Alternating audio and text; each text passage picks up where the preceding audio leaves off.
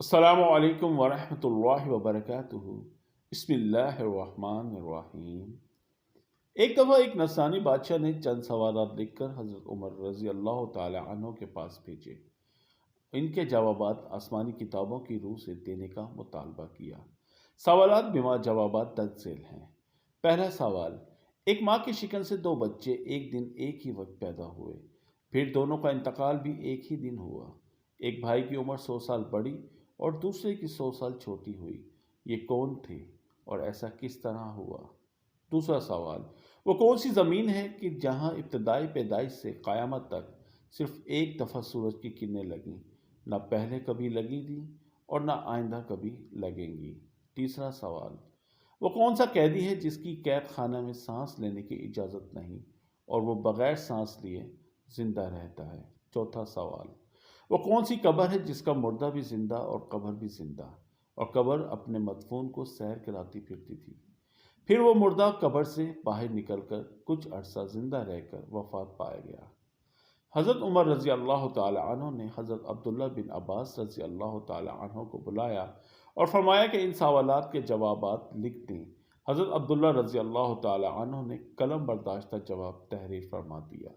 پہلا جواب: جو دونوں بھائی ایک دن ایک ہی وقت میں پیدا ہوئے اور دونوں کی وفات بھی ایک ہی دن ہوئی، ان کی عمر میں 100 سال کا فرق۔ یہ بھائی حضرت عزیر علیہ السلام اور حضرت عزیر علیہ السلام تھے۔ یہ دونوں بھائی ایک دن ایک ہی وقت ماں کے بطن سے پیدا ہوئے۔ ان دونوں کی وفات بھی ایک ہی دن ہوئی، لیکن بیچ میں حضرت عزیر علیہ السلام کو اللہ نے اپنی قدرت کاملہ دکھانے کے لیے پورے 100 سال مارے رکھا۔ 100 سال موت کے بعد اللہ تعالیٰ نے زندگی بخشی۔ سورہ آل عمران میں یہ ذکر موجود ہے۔ وہ گھر گئے، پھر کچھ عرصہ مزید زندہ رہ کر رحلت فرمائی۔ دونوں بھائیوں کی وفات بھی ایک ہی دن ہوئی۔ اس لیے حضرت عزیر علیہ السلام کی عمر اپنے بھائی سے چھوٹی ہوئی اور حضرت عزیر علیہ السلام کی عمر 100 سال بڑی ہوئی۔ دوسرا جواب: وہ زمین سمندر کی کھاڑی کلزم کی تہ ہے کہ جہاں فرعون مردود غرق ہوا۔ حضرت موسیٰ علیہ السلام کے معجزے سے دریا خشک ہوا تھا۔ حکم الہی سے سورج نے بہت جلد سکھایا۔ حضرت موسیٰ علیہ السلام وہاں اپنی قوم بنی اسرائیل پار چلے گئے، اور جب فرعون اور اس کا لشکر داخل ہوا تو وہ غرق ہو گیا۔ اس زمین پر سورج ایک دفعہ لگا، پھر قیامت تک نہیں لگے گا۔